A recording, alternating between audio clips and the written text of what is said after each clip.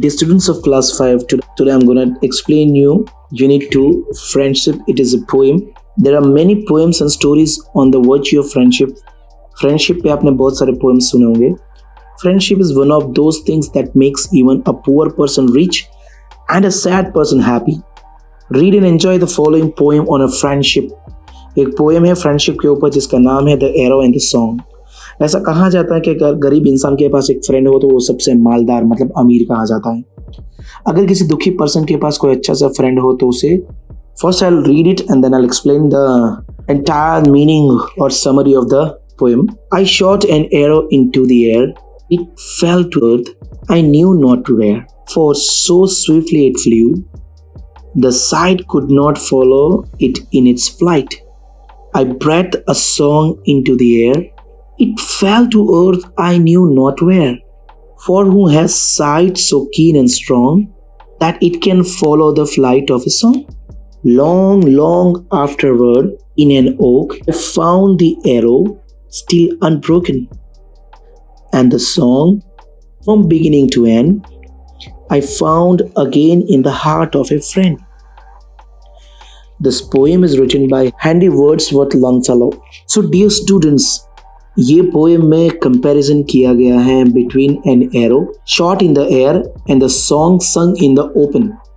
ये दोनों में कंपैरिजन में बताया गया है कि दोनों कैसे एक बार हवा में निकले तो वो गायब हो जाते हैं, क्विकली डिसअपियर हो जाते हैं, और उसकी गहराई एक इम्पैक्ट लंबे समय तक उसका निशान रह जाता है. एक तरफ देखो हवा में एरो छोड़ा, दूसरी तरफ फॉर एग्जांपल ले लो कि आपने एक अच्छा सा ब्यूटीफुल गाना गाया या कुछ भी बोला.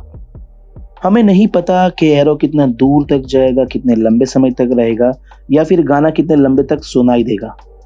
कुछ समय के बाद पोएट को यही एरो एक ओक के ट्री में घुसा पड़ा मिला.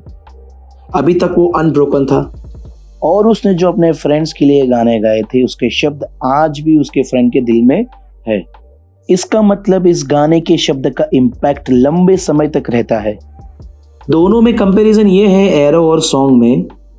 जो एरो रिप्रेजेंट करता है एक हार्श वर्ड्स कि किसी को आपने मारा हो, किसी के दिल में मारा हो, उसको दर्द दिया हो. So the symbol of arrow is sorrow here, where जहाँ सॉन्ग है वो एक काइंडनेस, एक प्लीजिंग वर्ड्स है जो किसी को खुशी देती है. सो इसका पूरा जो थीम है इस पूरे पोएम का वो है impact of hateful words and our actions. हम जो एक्शंस लेते हैं और हमारे जो हेटफुल वर्ड्स होते हैं वो दूसरों को क्या हर्ट कर सकते हैं. पूरे मैनकाइंड की स्टोरी पोएम ने एक शॉर्ट पोएम में दिखा दी है. उन्होंने ये भी कहा है कि कभी कोई इंसान जो भी करता है कहता है वो कभी वेन में नहीं जाता, लेकिन वो खाली नहीं जाता, उसका कुछ ना कोई इम्पैक्ट किसी ना किसी की लाइफ में हमको देखने को मिलता है. उन्होंने ये भी कहा कि हम जब बोलते हैं तो हमारी बहुत सारी फीलिंग्स हमारे वर्ड्स में रखते हैं. एक बार जो बोल दिया हमने वो वर्ड्स कभी वापस नहीं आ सकते हैं, लाइक एरो. तो हमारे बोलने के टाइम में हमें जो वर्ड्स यूज़ करने हैं वो बहुत वाइजली चूज़ करने कि किसी को हर्ट ना करें, लाइक एन एरो. सो यही है main theme, the arrow and the song. जो बेस्ट फ्रेंडशिप अगर आपको किसी के साथ रखनी है तो आपके जब उसके साथ बोलते हो या कुछ कहते हो तो आपकी जो वर्ड्स है वो उसको दुख नहीं देने चाहिए, दुखी नहीं होने देना है उसको, नहीं तो सदा के लिए वो दुख उसके दिल में रहेगा.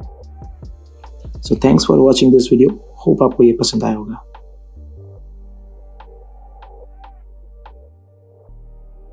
If you like the video, share and subscribe our YouTube channel and press the bell icon. Thank you.